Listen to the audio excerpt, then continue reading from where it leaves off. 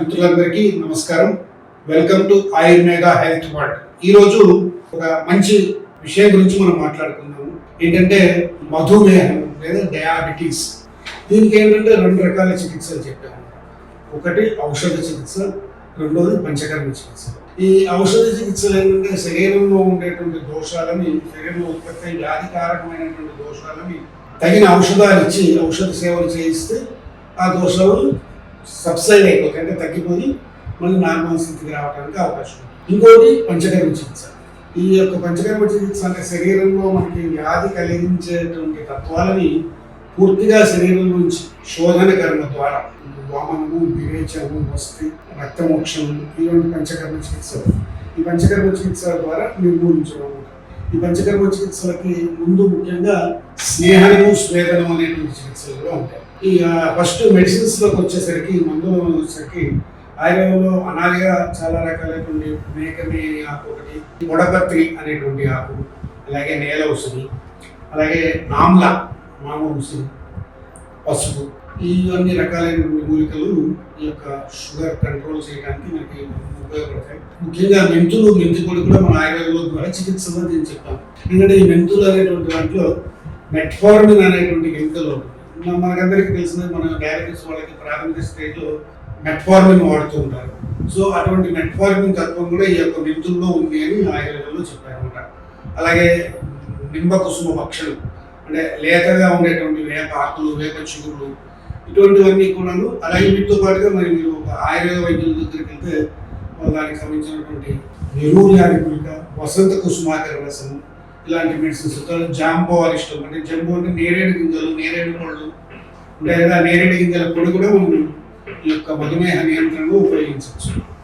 ఇంకా పంచకర్మ చికిత్సలోకి వచ్చేసరికి ఏమవుతుందంటే, ముఖ్యంగా మీకు ఇందాక చెప్పుకున్నట్టుగా నర్వస్ సిస్టమ్కి సంబంధించినటువంటి తిమ్మిరులు రావడం, ముద్దుబారిపోయినటువంటి తలనొప్పి, తర్వాత అధిక బరువు పెరగడం లేదా బరువు పూర్తిగా తగ్గడం, ఇలాంటివన్నింటినీ మనం తగ్గించడానికి పంచకర్మ చికిత్సలో ముఖ్యంగా స్నేహనం అనేది చేస్తాం. స్నేహనం అంటే అభ్యంగన ట్రీట్మెంట్లో ఒక భాగం అన్నమాట.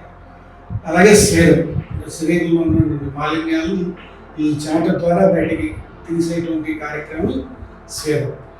సో అంటే ఒక మెడికేటెడ్ ఆయిల్, ఔషధీయుక్త తైలంతో ఈ శరీరానికి అభ్యంగం లాగా చేసి ఈ యొక్క స్టీమ్ లాగా ఇస్తే ఏమవుతుందంటే శరీరానికి ఎటువంటి దుష్ప్రభావం లేకుండా శరీరంలో ఉండేటువంటి మాలిన్యాలు తొలగిపోయి ఆ యొక్క శరీరం యొక్క శక్తిని, సర్క్యులేటరీ సిస్టమ్ ఇంప్రూవ్ అవ్వటము, అలాగే సెన్స్ ఆర్గన్స్ యొక్క ఫంక్షన్స్ అంటే ఉండే దృష్టి మందగించేది, దృష్టి నార్మల్గా రావడం, అలాగే స్పర్శ తక్కువగా ఉన్న వాళ్ళకి స్పర్శ నార్మలైజ్ అవ్వటం.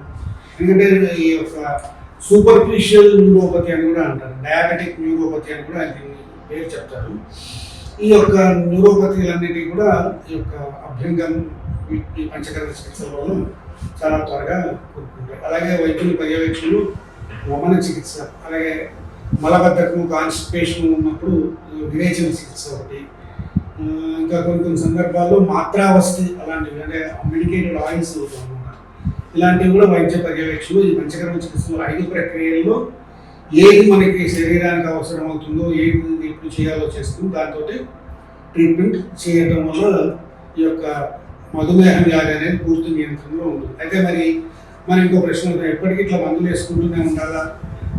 మరి ఇది ఎట్లా అంటే, కొంతకాలం వరకు మధుమేహ వ్యాధి వారి పడిన వారు వారి రక్తంలో షుగర్ స్థాయి నార్మల్ లెవెల్స్, సాధారణ స్థాయికి వచ్చేంత వరకు మందులు వాడి షుగర్ వ్యాధి నియంత్రణ ఉంచుకుని ఎప్పటికప్పుడు చెక్ చేసుకుంటూ ఉంటే మందుల మోతాదుని కూడా క్రమక్రమంగా తగ్గించుకోవచ్చు, అలాగే ఏం లేకుండా ఉండొచ్చు. బట్ పర్యవేక్షణ, నిరంతరం కాన్స్టెంట్ అబ్జర్వేషన్, నిరంతరం ఈ ఆహార విహారాలలో మార్పులు తీసుకోవాలి. ఇందాక మేము విహార మెడిసిన్స్ అని చెప్పాను. ఇప్పుడు ఆహారాలు ఎట్లాంటివి తీసుకోవాలి అంటే, మనకి ఎక్కువ పిండి పదార్థాలు, ఎక్కువ వైట్ రైస్ అలాంటివి తీసుకోకూడదు, మైదా తీసుకోకూడదు, అలాగే ఎక్కువ గోధుమ తీసుకోకూడదు.